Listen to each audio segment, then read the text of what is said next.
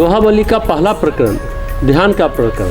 पहला दोहा ध्यान का शुरू करते हैं। राम बाण दिसी जानकी लखन दाहिनी ओर, ध्यान सकल कल्याणमय सुर तरु तुलसी तो। भगवान श्री राम जी की बाईं ओर माता श्री जानकी जी हैं और दाहिनी ओर श्री लक्ष्मण जी हैं। यह ध्यान संपूर्ण रूप से कल्याण में है। हे तुलसी, तेरे लिए तो यह मनमाना फल देने वाला कल्प वृक्ष ही है। खुद को अपने आप को कह रहे हैं गोस्वामी जी। ध्यान की एक अनोखी सूझ है कि ध्यान, ध्याता और ध्येय तीन चीजें होती हैं। एक ध्यान करने वाला ध्याता और एक ध्यान, वो छवि, वो विचार, वो अनुभूति, वो भाव जो वो प्रगाढ़ करता है, और वो ध्येय उस ध्यान के मार्ग से जिस ओर पहुंचता है। कहते हैं ध्याता, ध्यान और ध्येय जब कहते हैं ध्याता, ध्यान और ध्येय जब एक हो जाते हैं तो समाधि हो जाती है, जीवन का समाधान हो जाता है। तुलसीदास जी कहते हैं भगवान श्री राम और माता जानकी साकार साक्षात लक्ष्मी नारायण है। ध्यान गुणों का होता है। राम का ध्यान अगर है तो उनके गुण मन में उभरेंगे। राम शरणागत वत्सल है, भक्त संरक्षक है, आपद विपद निवारक है। तुलसीदास जी कहते हैं ये राम का ध्यान कल्पतरु की तरह है। जैसे कल्पतरु की छांव होती है, उसमें सारे दुख विनष्ट हो जाते हैं। जो ध्यान के छांव में रहते हैं और हमेशा इस मन को ध्यान में लगाए रहते हैं, उनके संकट और दुख दूर हो जाते हैं। आगे गोस्वामी जी कहते हैं सीता लखन समेत प्रभु सुहत तुलसीदास, हर्षत सुर बरसत सुमन, सगुन सुमंगल वास। तुलसीदास जी दो तरह का ध्यान बताते हैं।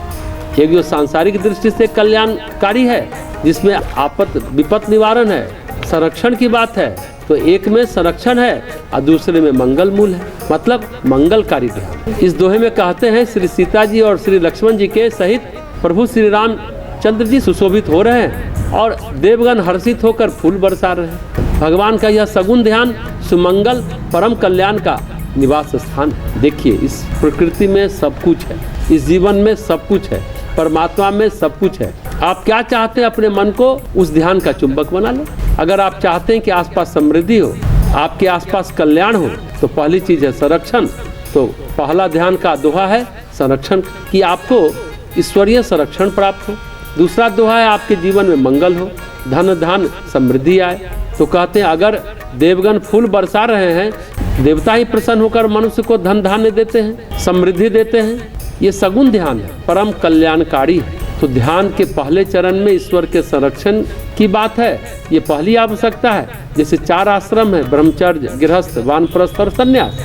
ब्रह्मचर्य में आपको वो ऊर्जा मिलती है, वो बात मिलती है जिससे आपको जीवन में संरक्षण प्राप्त होता है। तो पहली आवश्यकता है कि जीवन संरक्षित रहे। तो तुलसीदास जी ध्यान का पहला दोहा कहते हैं, फिर ध्यान का दूसरा दोहा कहते हैं। पहले आपको संरक्षण मिले, दूसरा देव शक्ति आपके अनुकूल हो। ईश्वर के संरक्षण के साथ आपके जीवन में धन्य धान्य आए। ध्यान में देवगण पुष्प बरसा रहे हैं, इसमें संरक्षण के बाद है सुमंगल। और तीसरी बात है, तीसरा ध्यान है वैराग्य का। आगे तुलसीदास जी कहते हैं पंचवटी बट बिटप तर, सीता लखन समेत सुहत तुलसीदास प्रभु सकल सुमंगल दे। ये है वैराग्य का ध्यान, तप का ध्यान। पंचवटी गोदावरी के तट पर जो नासिक में है, 5 पेड़ होते हैं, बेल, पाकर, पीपल, बरगद और कुछ लोग कहते हैं गुलर। ये 5 पेड़ हैं। पंचवटी में औदंबर को ही गुलर कहते हैं। तुलसी वृक्ष नहीं, पौधा है। जहाँ वृक्ष की बात चल रही है तो गोदावरी तट पर भगवान की कुटी बनी हुई है।